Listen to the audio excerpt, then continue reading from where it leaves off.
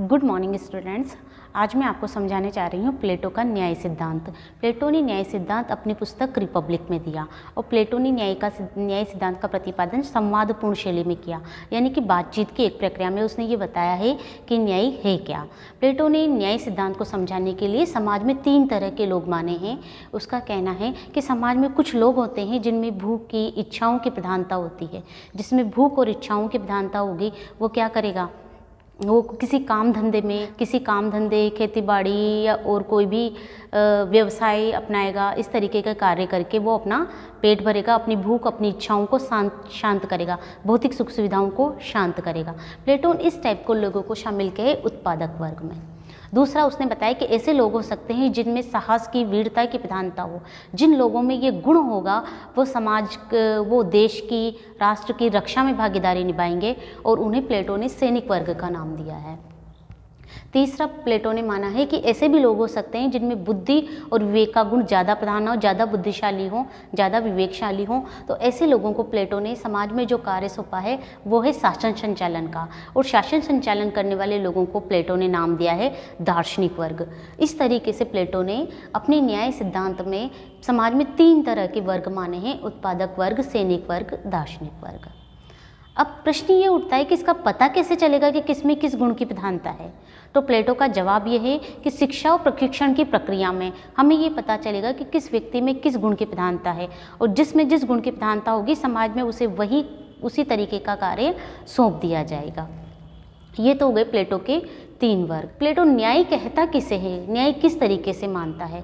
तो प्लेटो का ये मानना था कि समाज में न्याय तभी होगा जब समाज के तीनों वर्ग अपना अपना निर्धारित कर्तव्य करते रहेंगे, एक दूसरे के कार्यों में हस्तक्षेप नहीं करेंगे, अपने अपने कार्यों में कुशलता दक्षता प्राप्त करके सर्वोच्च स्तर प्राप्त कर लेंगे। हम कहते हैं ना कि जब व्यक्ति का विकास होगा तो समाज का विकास अपने आप हो जाएगा। तो प्लेटो भी इसी धारणा पे चलता है कि आपका जो निर्धारित कर्तव्य है आप वो पूरा कीजिए। अगर हर व्यक्ति अपना निर्धारित कर्तव्य करता रहेगा तो समाज अपने आप ही न्यायपूर्ण समाज बन जाएगा। ये प्लेटो का मानना था। प्लेटो ने सामाजिक न्याय बोला है और व्यक्तिगत न्याय प्लेटो ने बताया है कि जैसा कि उसका मानना था कि समाज या राज्य, यूनानी समाज में एक ही धारणा थी। अरस्तु, प्लेटो, इन्होंने इसका वर्गीकरण उस दृष्टि से नहीं किया है जिस दृष्टि से हम आज समाज और राज्य को अलग मानते हैं। तो प्लेटो का ये कहना था कि राज्य बलूत के वृक्षों से पैदा नहीं होता, बल्कि व्यक्ति का विराट रूप, व्यक्ति का वृत्त रूप ही राज्य है, व्यक्ति का एक बड़ा रूप ही राज्य है। कहने का अर्थ है कि जैसा व्यक्ति है उसी तरीके का राज्य है।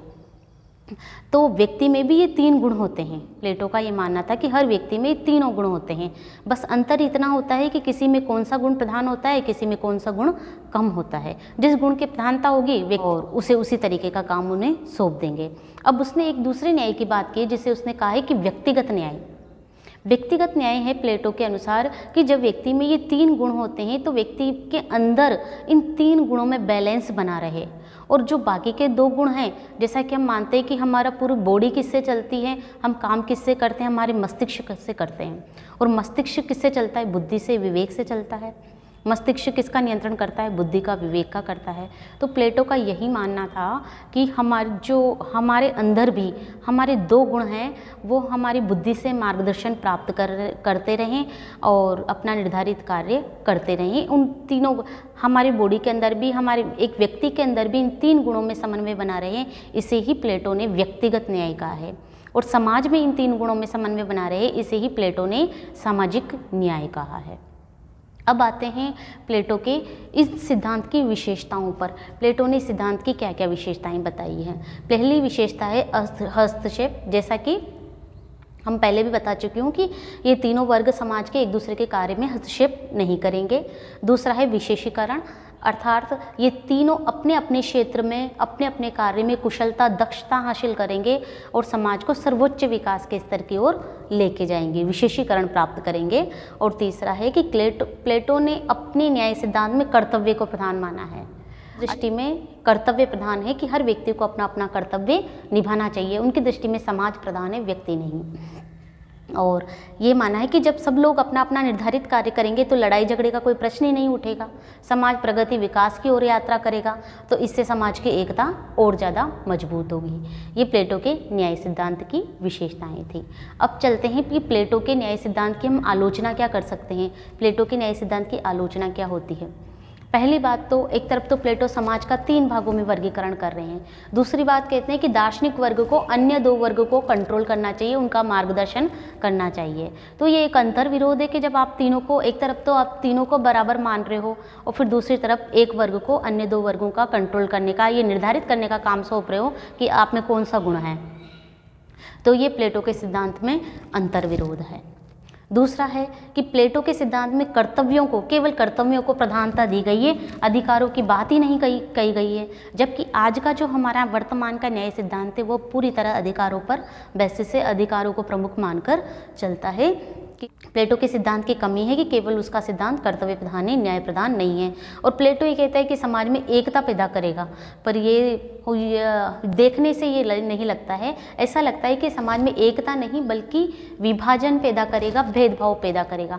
हो सकता है कि किसी व्यक्ति में एक गुण नहीं बल्कि 2 गुण प्रधान हो सकता है कि कोई व्यक्ति, इच्छाएं भी कुछ होती हैं, इच्छाओं का भी कोई वजूद होता है, तो हो सकता है कि कोई व्यक्ति वो कार्य न करना चाहे जो उसके गुण के अनुसार हो, या उसे लगता हो, उसे ऐसा भी हो सकता है कि एक वर्ग से व्यक्ति दूसरे वर्ग में कैसे जाएगा।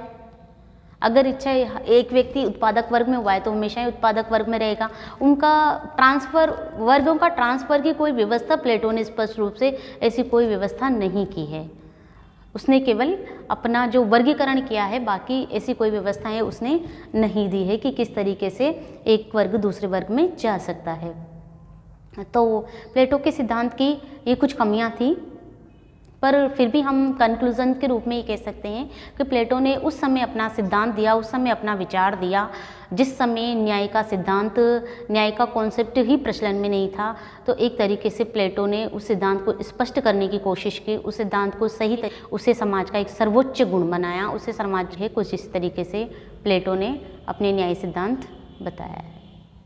धन्यवाद। आज के लिए कमेंट करके बताइएगा वीडियो कैसा लगा।